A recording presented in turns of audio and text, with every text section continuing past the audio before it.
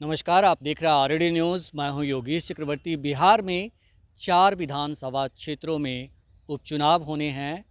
बेलागंज, इमामगंज, तरारी और रामगढ़।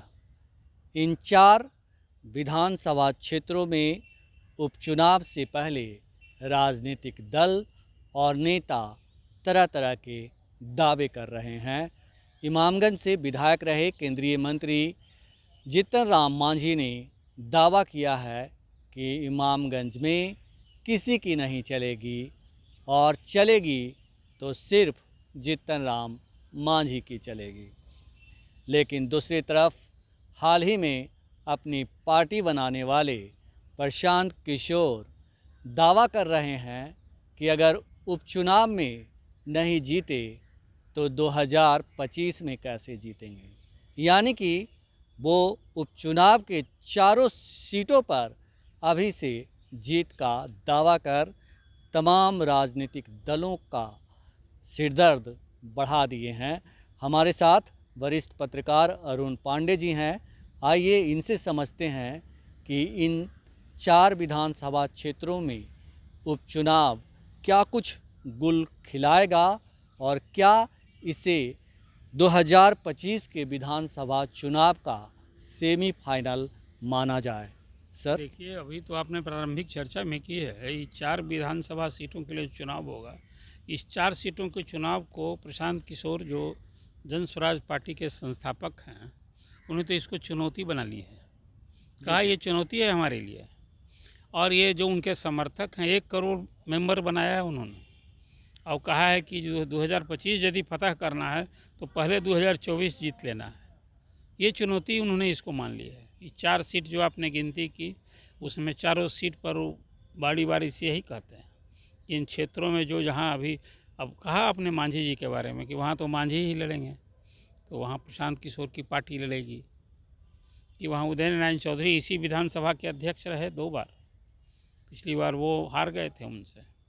इस बार अब देखना दिलचस्प होगा कि हार गए थे या हरा दिए गए थे? नहीं, जनता यदि हरा दिए गए थे, हरा दी, जनता हरा दी। अब वो हार गए थे। अब उसमें इस बार प्रशांत किशोर ने वहाँ भी चुनाव लड़ने की ठानी है, वहाँ जीतने की ठानी है। चुनौती ही एक तरह से कही, वो चुनौती दी है। आज ही मैंने देखा स्पष्ट रूप से प्रशांत किशोर ने कहा कि भाई 24 हमें 25 जीतना है, तो उसके पहले ये 4 विधानसभा सीटों के चुनाव उनके लिए सचमुच लिटमस टेस्ट है, जिसको उन्होंने अपना चैलेंज मान लिया है। और वही अब ये 4 सीट में एक सीट इमामगंज की सीट हो गई, जहाँ जीतन राम मांझी जी हैं। रामगढ़ की सीट और बेलागंज की, यहाँ तो परिवारवाद दिखेगा। इस पर भी चोट करने की ठानी है प्रशांत किशोर ने। अब वो रामगढ़ की सीट है, कभी जगदानंद सिंह हुआ करते थे, वो MP भी हुए, तो उनका सुपुत्र हो गया MLA, फिर सुपुत्र हो गए सुधाकर वहाँ MLA, अब इस बार MP हो गए, तो उनका फिर छोटा भाई होने जा रहा है। तो वहाँ कहा प्रशांत किशोर ने कि इस बार तो परिवारवाद पर हम चोट करके दिखाएंगे, जीत कर दिखाएंगे। और उसी तरह से बेलागंज में है सुरेंद्र यादव, उनके परिवार से कोई लड़ेगा, तो वहाँ प्रशांत किशोर भी, वो राजद का जो MY है ना, अब इसको साधना है, उनको दरकाना है। ये है, उन्होंने ठानी है कि वहाँ कोई, जो मेरी सूचना है, कोई अल्पसंख्यक उम्मीदवार हो सकता है। तो विधानसभा की 4 सीट की सचमुच मैं मानता हूँ कि प्रशांत किशोर एक बड़ी चुनौती बनेंगे, जैसा वो दावा कर रहे हैं। और दूसरी तरफ हर उपचुनाव जो जिसके कब्जे वाली सीट होती है, उसको जीतना ही चुनौती होती है। बात करें सर इमामगंज की, तो इमामगंज में जैसा कि आपने कहा कि बिहार विधानसभा के पूर्व स्पीकर उदय नारायण चौधरी जो है वो चुनाव हार गए थे, या जिस कारण से भी हारे हों उसके हम तह में नहीं जाएंगे। लेकिन हम ये जानना चाह रहे हैं कि जिस तरह से जीतन राम मांझी आज भी दावा ठोक रहे हैं कि हमारी पार्टी के अलावा किसी की नहीं चलेगी, तो क्या आपको लगता है कि RJD एक बार फिर उदय नारायण चौधरी को मैदान में उतारेगी और उनके लिए कितनी बड़ी चुनौती होगी? ये तो आस लगाए बैठे हैं उदय नारायण चौधरी, कब ये सीट खाली हो। ये सीट खाली हुई थी नवंबर 2025 में ना खाली होती, अब ये खाली हो गया है, तो एक अवसर तो उन्हें मिल गया है, तो उनके लिए भी चुनौती है ही। अब ये तो वो इंतज़ार कर रहे हैं कि पार्टी डेट अनाउंस हो जाए और पार्टी हमको उम्मीदवार बना दे। उम्मीदवार तो कोई स्वघोषित नहीं ना करता है। अब देखिए, उदय नारायण चौधरी पहले अनाउंस कर दिए थे कि हम गया लड़ेंगे, यह मिलना भी था। ये जो पार्टी के उपाध्यक्ष हैं उदय नारायण चौधरी, तो इंतज़ार कर रहे हैं कि बस डेट अनाउंस हो जाने दीजिए, पार्टी हमारी उम्मीदवारी की घोषणा करेगी, हम लड़ेंगे। और वो यदि मांझी जी वहाँ से एमपी अब हो गए, एमएलए रहे हैं उस क्षेत्र से, तो क्या कहेंगे? दावा तो करना ही चाहिए। वो जो दावा कर रहे हैं, बताइए, जो सीटिंग एमएलए अब नहीं है, अब वो एमपी हो गया है, वो अपनी सीट के लिए क्या कहेगा? जिस किसी से बात कहेंगे कि भाई हम जीतेंगे, ये हमारी सीट होगी। बेलागंज की बात करें तो बेलागंज के बारे में कहा जाता है कि सुरेंद्र यादव जो हैं एक ऐसे शख्सियत हैं जिनका जो सिर्फ यादवों पर पकड़ नहीं, सिर्फ मुसलमानों पर नहीं पकड़ नहीं, बल्कि वहाँ के बच्चे बच्चे पर पकड़ है और बच्चा बच्चा उन्हें जानता है और हर किसी पर वो उनकी मजबूत पकड़ है। उन्हें मात देना बेलागंज में मतलब बहुत ही मुश्किल है।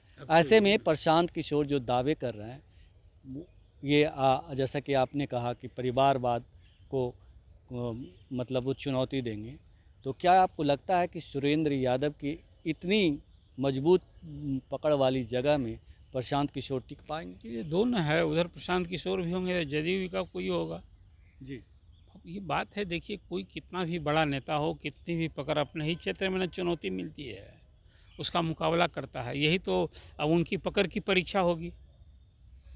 अभी चुनाव लड़ने के बाद वो तो हमेशा वही चुनाव लड़ते थे, अब वो परिवार से कोई लड़ेगा, तो फिर जीतना थोड़ा सा अंतर हो जाता है। ये उसकी खुद की भी पकड़ की, अब यही तो देखना है कि वहाँ जदयू का पत्ता किसके लिए, किसके नाम है, वहाँ प्रशांत किशोर किसके लिए। आखिर चुनाव रणनीतिकार रहे हैं, हर क्षेत्र को भी हर जगह वो फीडबैक है उनका, कौन सशक्त उम्मीदवार है, किसकी क्या छवि है। हाँ, एक है कि सुरेंद्र यादव के बारे में जो आपने बात कही कि हाँ, सभी जात समुदाय सबसे वो संबंध रखते हैं, एक दबंगता भी उनकी पूंजी है ना। जी जी जी। तो कुल, लेकिन तब देखिए, ये उपचुनाव है, उपचुनाव में कोई जो सीटिंग है उसके लिए भी चुनौती हो सीट बचाने की। आज वो विपक्ष लड़ने जाएगा, वो भी तो चुनौती ही ना बनेगा, और उसमें सफल हुआ तो सफल हुआ। इसलिए देखिए, कोई भी उपचुनाव अभी उसी तरह से यूपी में भी चुनाव होगा 10 सीट के लिए, दोनों ओर से कमर कसा जा रहा है। उधर अखिलेश यादव ने भी कमर कसे तो कैंडिडेट अनाउंस कर दिया, बीजेपी भी कैंडिडेट तय कर रही। तो अभी तो डेट का इंतज़ार है, सब इस चुनाव में थोड़ा सा और इंतज़ार कर लीजिए। उम्मीदवारों सब का कैंडिडेट भी तय है। आपने कहा कि सुरेंद्र यादव की पूंजी है दबंगता। बात करें तरारी की, तो तरारी में सुनील पांडे के लिए कितनी बड़ी पूंजी होगी उनके आप बाहुबली होना।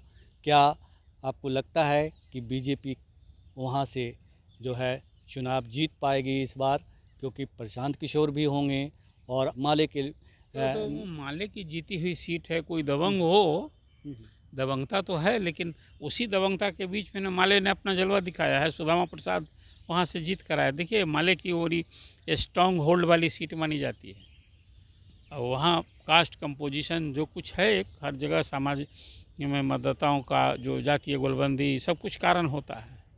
माले है वहाँ, इस चीज़ को तो आपको ख्याल, माले यूँ ही जिसका जनाधार होता है उसकी ताकत होती है, उसमें दबंगता की कहाँ कमी होती है। उसके कैडर जो होते हैं वो कैडर मर मिटने के लिए तैयार वाले लोग होते हैं।